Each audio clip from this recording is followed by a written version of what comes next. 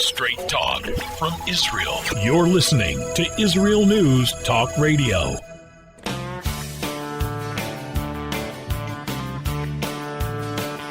Welcome to Returning Home. I'm your host, Natalie Zapinski. I want to tell you something funny that happened to me earlier today. As most of you know, I'm the lifeguard at the pool in Susia, and I am the girls' lifeguard, but I'm also the swimmers' lifeguard. That means every morning from 6:30 to 8:30 or 6:30 to 9, I'm there every morning. Every morning, okay? The only day I get off is Shabbat. And on one of those days, the women have the girls' time at 10. So I'm actually there from 6:30 to 9 and then from 10 to 2. So recently, instead of running home, eating breakfast real fast and running back, watching the clock the whole time, I decided to bring my breakfast to the pool and I just stay there. So I stay there from 9 to 10. Sometimes, I have swum, I swam, I'm swimming. I take my time and I'm there and I don't have to then rush home and rush back. So today I was there and a lady was staying afterwards.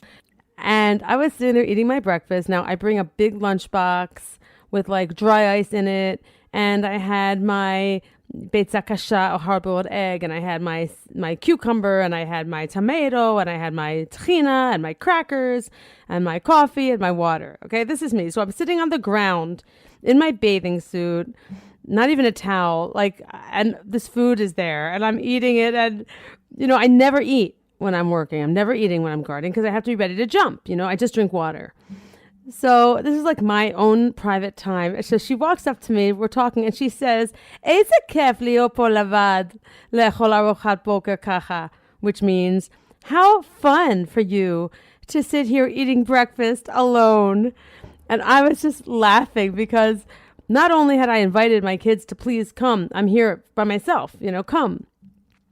But I could just imagine the vision I made sitting there this is not a fancy, not a fancy look at all. I was sitting here by myself eating breakfast out of a lunchbox on the ground, alone.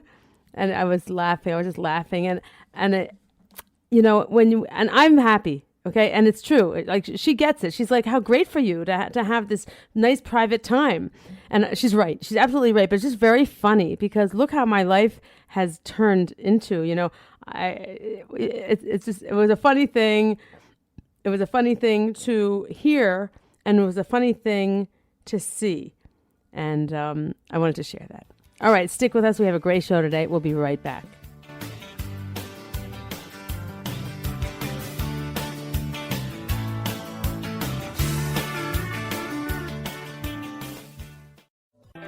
The return of the Jewish people to the land of Israel was prophesied in the Bible thousands of years ago and is coming true today. Shalom. Join me, Josh Wander, on Israel Unplugged. Listen in as we delve into the spiritual and physical aspects of the Jewish return to Zion. We'll discuss the biblically mandated, historic, and of course practical understandings of this incredible transition from exile to redemption. That's Israel Unplugged, every Monday on IsraelNewsTalkRadio.com.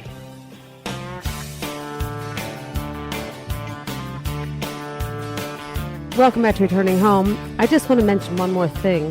I was talking about my breakfast in the morning, sitting on the ground, and how it was funny, and how I wanted to tell you that. And there's a reason I wanted to tell you that, and I just remembered it. Nobody can judge for you what your goals are, and nobody can really have a claim on what you enjoy and what you desire and what is your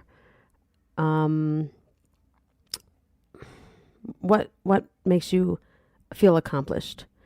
And years ago when I told my parents that I was lifeguarding here at the pool, they made fun of me and they were like, what why?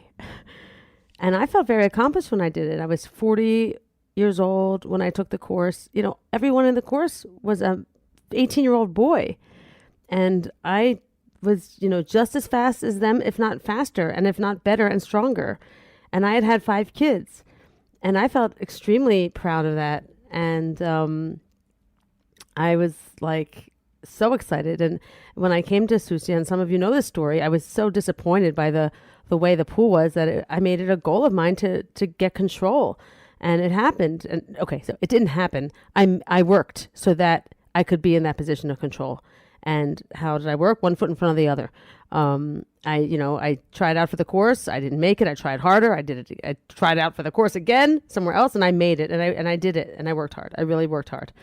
But I guess I was telling you that story about me eating breakfast on the ground because to me that is like a sign of accomplishment that I can, have the pool to myself for an hour, have a quiet breakfast, private, and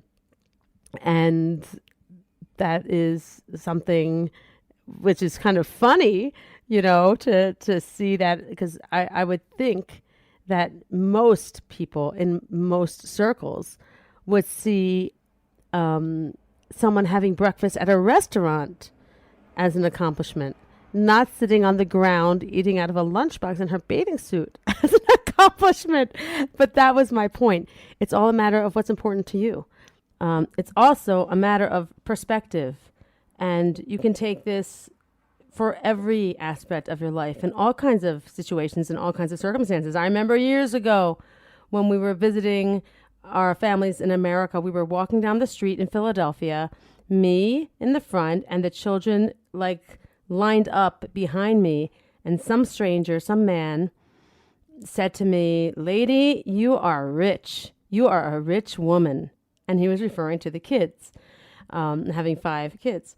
Now, here where I live in Susia, 5 kids is not a big family. And I sometimes wish I had more. I wish I had, 7, 8, 9. I tell my kids, I want you each to have 10. So I guess, again, it's all matters of perspective and how you see things. People look at things differently. We don't all see things the same way. We don't. I want to share with you something that I don't talk about much, and people are telling me these things all the time. I want to come to Israel, but I've always wanted to live in Israel, but. Okay, let's talk about this a little bit. When we grow up, we're asked all the time as young children, what do you want to be when you grow up? Now, some of us have answers and some of us don't. I wanted to be a ballet dancer. And then when I was older, as a teenager, I didn't know what I wanted to be, but I wanted to wear high heels, carry a briefcase, and work in a tall building. I mean, I remember actually thinking what I would look like, wanting that, and answering people that exact answer when they asked me what I wanted to be. And maybe you think that's funny and silly, and it's not even really an answer, Natalie, but it was a vision, okay? That was a vision I had for myself, and that was a vision I wanted. And, visions change. When I moved to Susia, the first time we were here, I've described this to you in the past. We drove in and I saw on the one big grassy area some mommies and their small children eating ice cream in a circle. And I loved that and I wanted that. I wanted to be one of those mommies eating ice cream with my kids on the grass. The whole way this yeshuv, it's a small village, and people are safe and can trust each other to send their children to the store alone to get ice cream and come sit on the grass. It was something that I wasn't raised with. When we were very young, I remember riding our bikes to the food shop down the road. But, it was next to a highway and it was dangerous.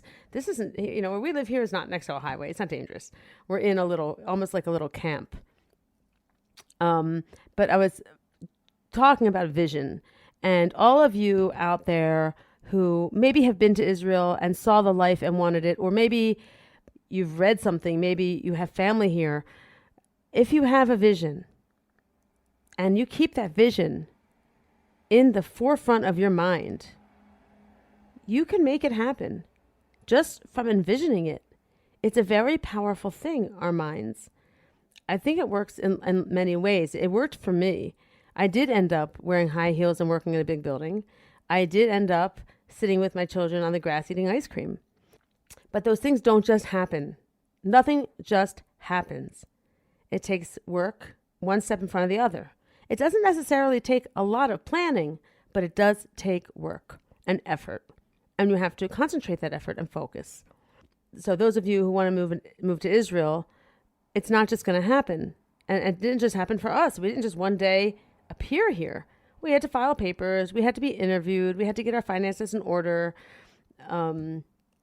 We had to research where we were going to live and how we were going to do it and all these type of things. And we did it, step by step. And that's all it is. It's step by step. It's keeping that vision.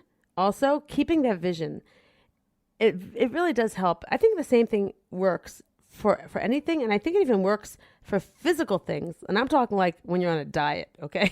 Like whenever I, I'm trying to, flatten my stomach, I envision this one lifeguard. I remember way back when we used to go to Sea Colony. Some of you know this place in Bethany Beach.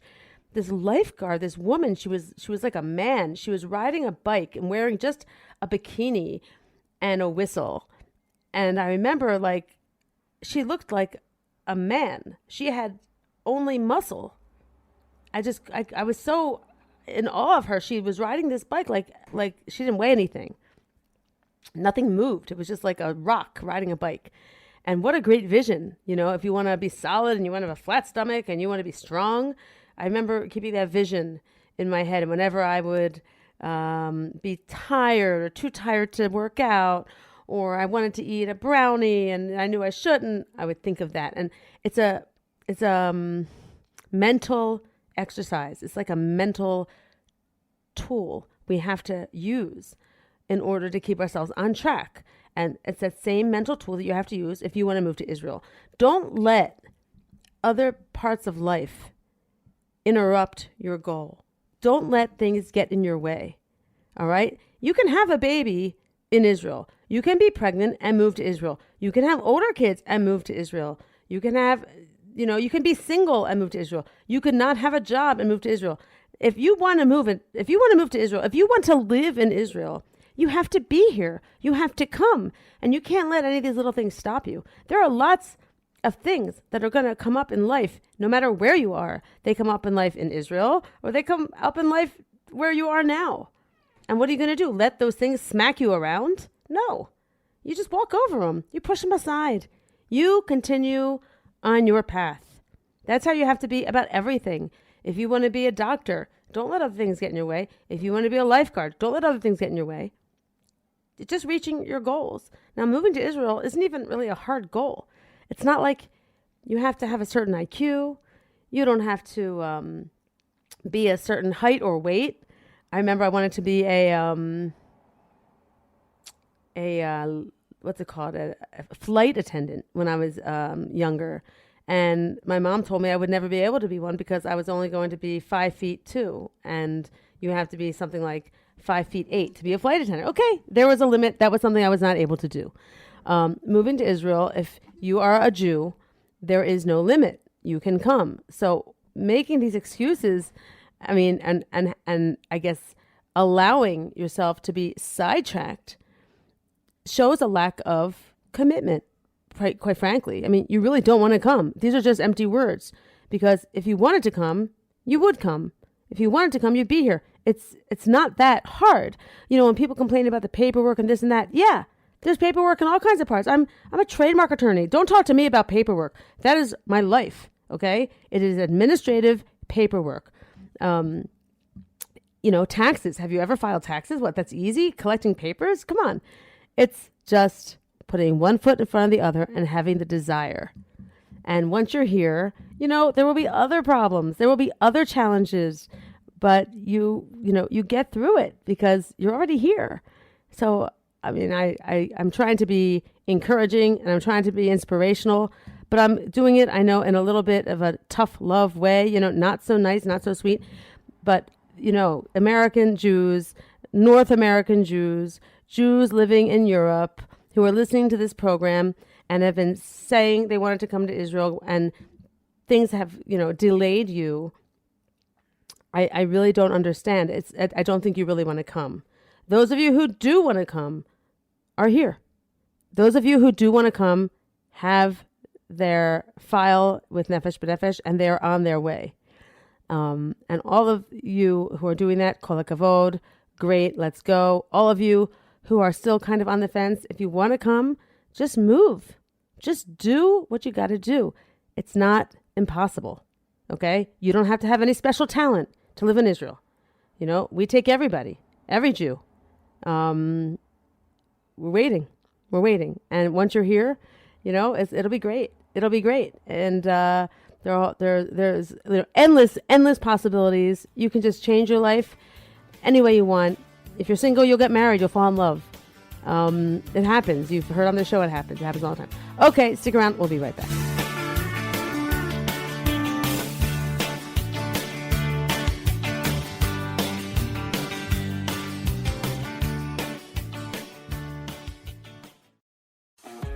Hi, I'm Steve Miller. And I'm Matt Zucker. Join us for Lighten Up, where we take a look at the week's current events in Israel and from around the Jewish world through a humorous lens. If you've been paying attention during these crazy times, you know that it's a challenge to parody life anymore. But join Steve and I as we give it the old college try. Not only is being happy an obligation, but life is just too short to take it all so seriously. So join me, Steve Miller. And me, Matt Zucker. For Lighten Up every Monday morning at 10 a.m. Eastern Standard Time, 5 p.m. Israel, only on IsraelNewsTalkRadio.com.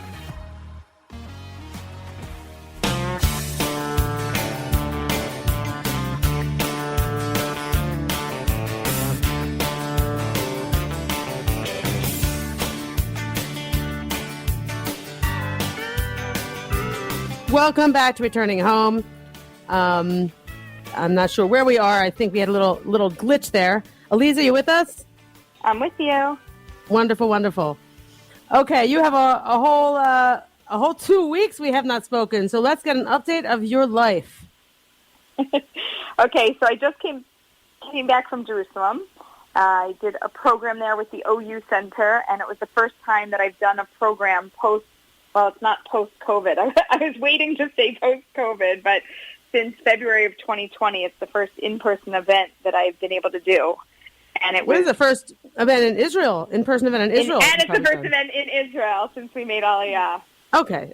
So that's great. That's great for everybody. It's great for the participants, and it's great for you. Yeah, it was really wonderful, and I think it was good. There was a good energy in the room. It's something that I think has been sorely lacking over the last year and a half. We also have 2 kids that have been in surf camp all week, and so it's kind of exciting. Like, I've got kids that are surfing. They're, we live in a place where this is just normal for us, and it's fun and it's beautiful. That is cool. That's very cool. Yeah, it's just entertaining and exciting. And I've got one kid that's home with a broken arm, and how did that happen? Yeah, we joke about the story because he's making up all sorts of cockamamie stories because there's no good story. He was in the house, and he was stepping over a pillow that was on the floor, and he slipped and he fell, and he broke his arm. It's like, he's like, I was chased by a bear, I was riding my motorcycle. We have all sorts of jokes running in the house. But, and it's not so fun to be in a cast in the summer in Israel. Right. How old is he? How old is he? This is my oldest one. He's 17. Oh, well, you know what? Sorry to break the news to you, but my kids are in the house without a broken arm, sitting. Okay, so a lot of teenagers, they sit these days inside looking at a screen, one kind or another. I don't think the broken arm is that bad for him.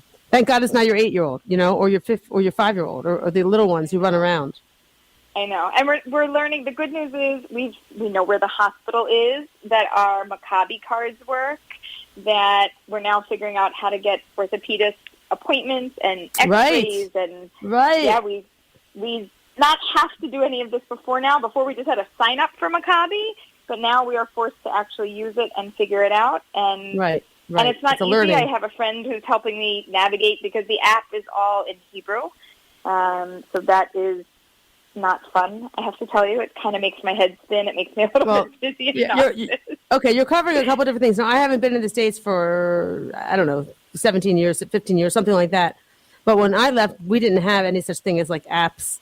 I don't know if you did, before you left. But here in Israel, and I'm telling this for our listeners to understand, like everything here is online. Everything is digital. Israel's very advanced that way. And it's true, your healthcare and all that information to get a doctor's appointment, everything, you have an app. Okay, right. I just go want on. to call them. Right, I just want to call them and be like, "Hi, Right. I'd like to book an appointment," and they're like, Right. "Just use your app," and I'm like, Right. "No, maybe not."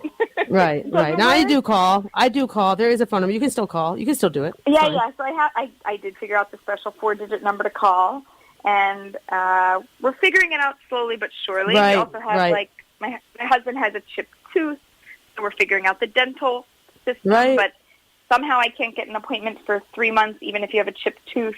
I think you have to say that you're in pain, and that becomes an emergency. But if you're not in pain, then you have to wait, or you can go private.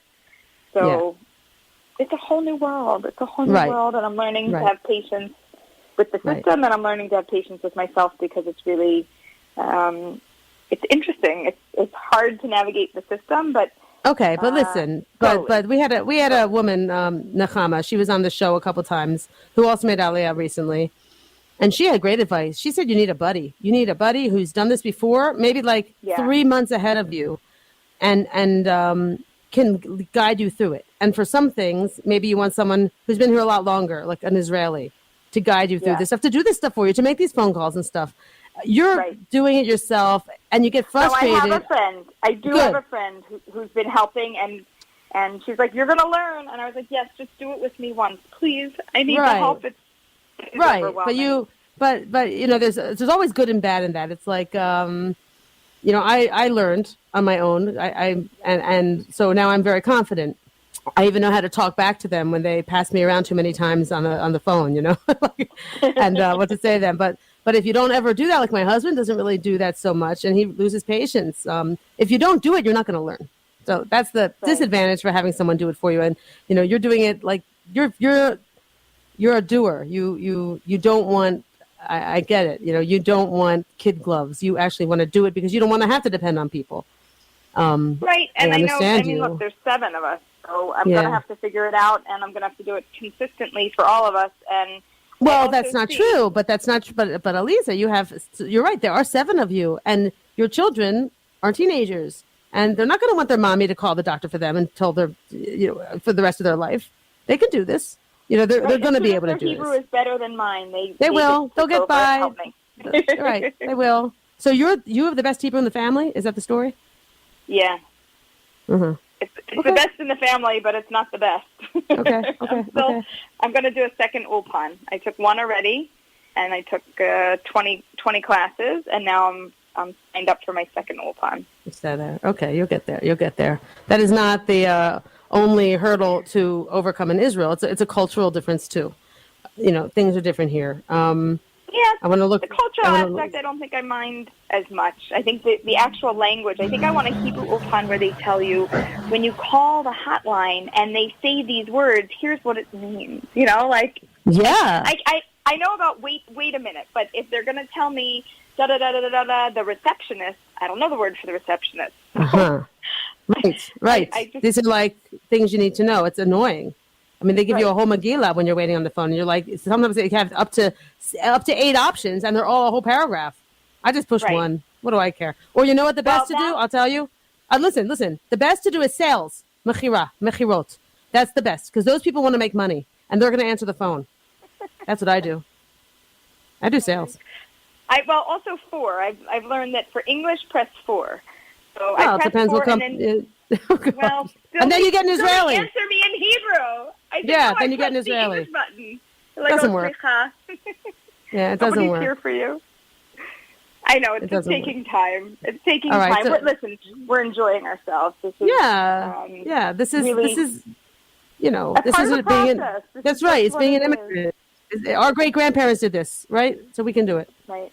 Okay, I'm looking at your little. Also, all the traveling that I've been going to Jerusalem at least once a month or twice a month, and I think that the bus, the train, the systems here are incredible to get people around. I think if we look at everything that we have, it is just such a blessing. I can get from Pardes Chana to Jerusalem in an hour and a half with the fast train, and it's just really a tremendous blessing. I love that. You're right. You know, Yeah, I don't once have to you're have a car. here, By foot, and I can make it around. Yeah, once all these things you're saying, the healthcare system also, and you didn't even say how the care was for his arm. I mean, it was good, right? Everybody was lovely, and they really took very good care of us. And the doctor that we saw afterwards that had to give us a referral for the oral surgeon and more, x-rays or whatever, also lovely. Everybody also welcoming. Oh, welcome. We're so happy you're here. Everybody with blessings that you should do well here. And yeah, it's such a warm reception. That's nice. It's very nice to hear that, and your comments just now about the transportation. And it's so funny. You've been here, almost half a year, right? And and these things you're saying them like you do notice them because we're talking now, and we're talking about these things. But once you are here, and I'm talking to our listeners, you incorporate these mechanisms into your own lives, and you do kind of take it for granted. Because Israel works so well. There are things here that really do work well. And I know the difference because I was here years and years ago. But things here work, and it's amazing. And when people, are still thinking, I don't know if I want to come, I'm thinking, my God, it's better here. It's better here. And things in some senses really are. They're just faster. The technology is here. You know what I mean? Right. You're right. You get a bus anywhere. You get a fast train anywhere. And it's not just you do it. My children, my 14-year-old daughter today went to Tel Aviv by herself from Susia. She got a bus from Susia to Beersheba, from Beersheba, a train to Tel Aviv. She's a young girl, and I let her because I'm confident. And we've done it together, and she knows. And she has her pass card, and she knows she speaks Hebrew. She's fine. You can do that. You can be safe here. Yeah, you can do it here. You don't have to worry about someone punching you in the face here, or any kind of robbing you, or kidnapping you, or stealing stuff. Those kind of things you don't worry about. Those things don't really happen. No, everybody's looking out. If there's something going on, I notice people are paying attention. They want to know how they can help. If you just have a confused look on your face, they're like, "Do you need something? Do you want me to help you with something?" Yeah, people here are not criminals. They don't have that criminal mind, and they're not it's not like the land of strangers where people don't talk. It's just different. It's totally different, and it's so great. You said it yourself. Everyone's welcoming. Yeah, my daughter also. She said, "You didn't let me travel on buses and trains in Philadelphia. That wasn't a thing." I said, "Well, first of all, you were younger, but second of all, it's just That's different. Scary. This is Israel." Yeah. And she goes, "But it's Israel. It's a foreign country. I don't speak the language." I was like, "Yeah, but everybody will help you, and you'll be fine. And you have your app, and you could call me." And she's been able to get around, and it just really increases their freedom. And not just their freedom, but their connection to the land. You can see things, and you can go places. And totally. And it's amazing. It is amazing. It is amazing here. The kids get independent. And it's just a different country. It's a better country. But thank you. I can't believe we're out of time, but we are. It was great to talk to you. Keep on doing what you're doing, and pick up the pillows off the floor. I did. That's the crazy thing. Are you tired of political correctness and the fear that you might offend someone? I'm not afraid to offend you. Wow, look who's talking tough. One has to be tough to keep sane today. Hi, I'm Alan Skorsky. And I'm Bela Seabrow. And join us every Wednesday for The Definitive Wrap as we interview the most sought-after guests and expose progressive trends that masquerade as enlightenment but actually destroy our freedoms. We are the No Woke Zone, so buckle up to this exciting show. Buckling up, but I'm driving. Sure, you can drive, but I'm the navigator. Tune in for the No Nonsense, The Definitive Wrap Show, every Wednesday on Israel News Talk Radio.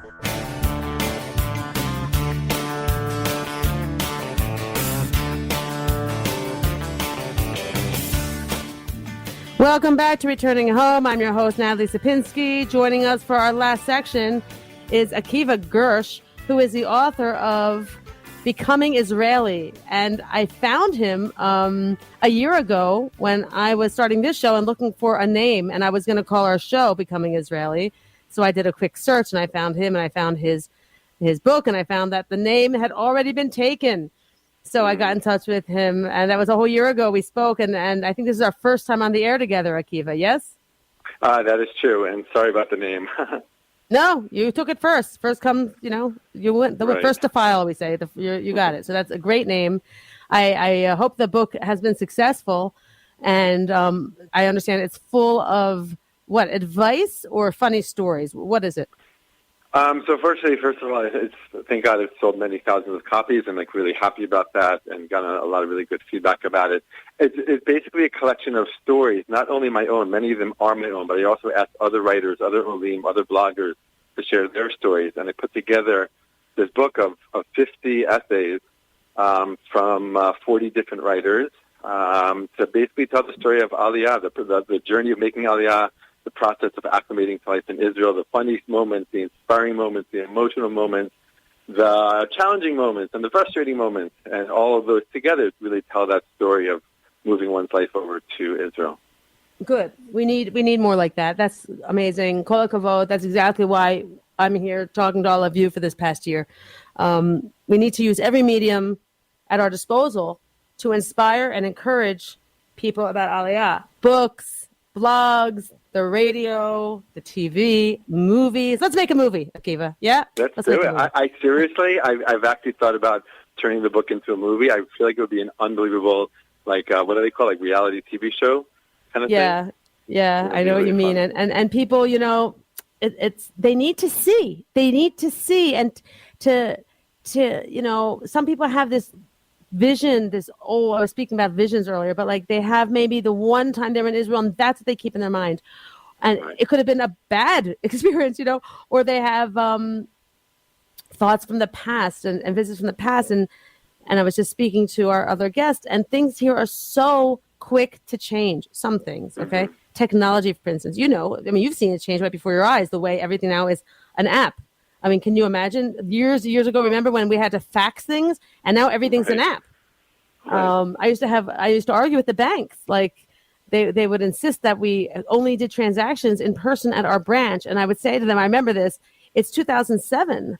Who uses faxes anymore? What is wrong with you? The whole world is online. I think the banks were the last to catch up, but all our health providers are online. It's very quick here. It's very fast. And it's such a well-oiled machine in some ways. So when people are slow to come, I'm thinking, why? Why do you want to keep doing things the slow old way when you could be doing them fast here? Right. Okay. Let me get a little bit about you. You moved here, I think, 17 years ago. Is that right? Yeah, just the other day we celebrated 17 years in Israel, 2004, August 10th. Very nice. Okay, so you came here newly married with your wife, also an American, yes? Yes, Tamar. She grew up kind of all over America, but she was from Philly most of her teenage life. Okay. Now she grew up with Israel in her life, and you grew up without it, correct? Yeah, my wife grew up very Zionist family. The whole Jewish connected, Israel connected, visiting Israel every year. Her grandparents actually, it's an incredible story. Long story, very very very short. Her grandparents moved to Israel just for 2 years, kind of like a 2-year sabbatical in 1966. You can imagine, right? They were here in 67 for the Six-Day War, and when that took place, they said, we're not going back, and they stayed. They were with their son, who also obviously stayed, but their older daughter, who was my mom's mom, was already in college in New York, so she stayed in America. But she married another, very Jewish-connected, Israel-connected rabbi, actually, and they raised their family that way, and then eventually the entire family, one after the other, made aliyah. Oh, nice. So that's my wife's side of the family. My side of the family is the opposite. They're all still in America. I didn't grow up connected Jewishly very much, a very light American Judaism. Israel was not part of the picture or the story at all. It's something I discovered during my college years, and then after college came to Israel for the first time. So my wife and I have very opposite stories, but we came together and brought our stories together. Very nice, very nice. And you're actually creating a new story together. That's what's going on here. Exactly, the most important story. Yeah, all right. So you made aliyah after being married. I guess, did she have to convince you? When you were in college, you were on that path anyway, and you met her as part of, the people you were meeting during that life change? Is that what happened? So it's interesting. Like in college is when I got, I got both, like, very even more distant from Judaism. But then, like about my third and fourth year in college, I was looking for something deeper, more spiritual, more meaningful in my life, and that journey took me back to Judaism, to a new kind of perspective of Judaism, and then that inspired me to go to Israel. So a year, I graduated college. I worked for a year, went traveling, came to Israel, and literally, this is 1998. I'm 22 years old at the time. And literally within moments, not like within a few days, I felt so connected, felt so at home. I told myself one day I'm definitely going to live here. And that feeling only grew every single time I came back to Israel over the next 5 years. And then I met my wife. She was like very clear. She knew she was making aliyah. Her older sister, who was like her best friend, already had made aliyah. It was very clear to her. And she was just like, "Are you going to do it?" I'm like, "I want to do it. I know one day I will do it. I just don't have a plan." But our dating basically, created that plan. And that was the last little hurdle that we went over. I remember I was visiting her in Israel. She was in Jerusalem studying. And she was like, "Okay, we knew we wanted to get married." She was like, "But are you going to make aliyah with me next year?" Great. And I had to sit and think about that. Good for her. Love her. She's a winner. She knew what she wanted. She's like, "Look, I love you. I want to get married to you. But if you don't want to move to Israel, this can't happen." I'm like, "Give me 15 minutes, And I literally, we're in Gan Sacher in Jerusalem. I'm not even kidding. She said to me, she's like, "Look, I'm going to take one looper on Gan Sacher. When I come back, you have to give me an answer." And I remember just sitting there thinking about it and like watching her, go around the big looper on Gan Sacher. And she came back. She's like, "Yalla, let's do it. Like, let's get married. Let's make aliyah." So it was great. Good. She's a leader. And you got a good one. You hang on to her, like her. Yeah, we'll get her on the show.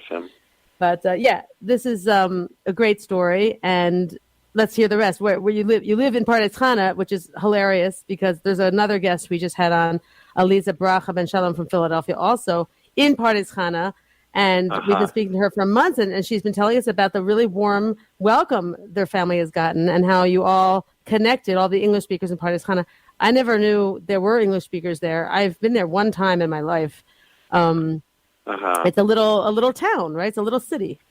It's actually very funny. It is a little town, and we actually moved here 10 years ago. First we lived in a moshav for 2 years. We lived in Beit Shemesh for a year. We lived in Yerushalayim for 5 years. And then we came to Pardes Chana. When we moved to Pardes Chana 10 years ago, there are actually very, very, very few English speakers. And with all due love and respect, if I can say such a thing, it's one of the things that, we liked about the place is that, we wanted to be more integrated and hear more Hebrew and our kids to be integrated. And that has definitely been our experience. In the past couple of years, it's very interesting. Kind of Pardes Chana, popped up on the aliyah map, and people are making aliyah straight to Pardes Chana before, which never happened. I'm sorry, they're making aliyah straight to Pardes Chana now, which never happened before. Right. That's what does it. I guess it depends where, though, because I'm in Susia since 2007, and I'm actually the Nefesh B'Nefesh representative here, and we're still like the only ones here. So it really depends where you are, and you guys are a little more close to the cities. That's what it is. Right. I mean, like we're close to the beach, we're close to the train, like 45 minutes outside of Tel Aviv. It's a cute town. There's cute cafes and a cool vibe, and people like that. So kind of word got out. It was kind of like a little bit of a secret, at least for Olim for a while. Yeah. And, word got out, Well, the prices are going to rise, and then maybe it'll be, not as Anglo as it'll never turn into a Beit Shemesh. I don't think, Right. Don't fear. Yeah. And our kids are, our kids are already getting older, so it's really interesting for us is to see how, our kids are having that, Halan Israeli lifestyle. They're born here, so of course, but it's just, also nice to see that, their friends. Our two oldest don't have any friends who speak English. Not that English is bad, of course. And then, of course, their friends are just, run the entire gamut of, Jewish ethnic background, which is amazing to see. And because it's a real city. Yeah, it's not like a little moshav. Right. Sure. So tell me what you've been doing your 17 years in Israel. How old are you today? I'm 45, and I made aliyah when I was 28. And it's really interesting because when I the reason I was even thinking, like, should I make aliyah? I knew I wanted to. I loved this place. I felt so connected every single time I came. But the two things that were kind of holding me back was I really love nature, I love hiking, I love camping, and I felt like, I don't know, am I going to connect to the nature in Israel, which is such a funny thing to say today, because I'm so deeply connected to the nature here. It's just looking back, I realized during all those trips that I made here before Aliyah, I was never really in nature. I was always in the cities, in Sfat, in Jerusalem. I never really explored the vast and diverse nature of the land of Israel. You know, now it's like... Okay, tell me the other thing. We're down to 1 minute. Tell me the other thing. Okay, the other thing is educate my work. I didn't know, I was like, what am I going to do for work? You know, I work in America. I work in education. I have it all set up. You know, how am I going to transfer that? And that also turned into the biggest blessing because my work only expanded here, and I teach more and Jewish studies, Israel studies. Last year because wait, you're skipping a big thing. You actually have a very interesting niche. I'm just going to say it, and you correct me if I'm wrong. You taught like Jewish studies in an English-speaking high school in Herzliya called the Alexander Muss High School Program, which is amazing. Am I right? Is that what you ended up doing? Yeah. It's actually in Hodeshon, but exactly. That's what I did for 13 years. And it was an incredible opportunity to teach in the classroom, out on Olim, around the country, showing these kids like the glory of ancient and modern Israel. You did a big mitzvah. You were their ambassador. We are out of time. Thank you so much, Akiva. I will definitely have you on again. We have a lot more to talk about. I'd love to come back. Thank you so much. Wonderful. Great talking to you. Wonderful. Toda rava. Bye-bye. Okay, good cast. Bye-bye.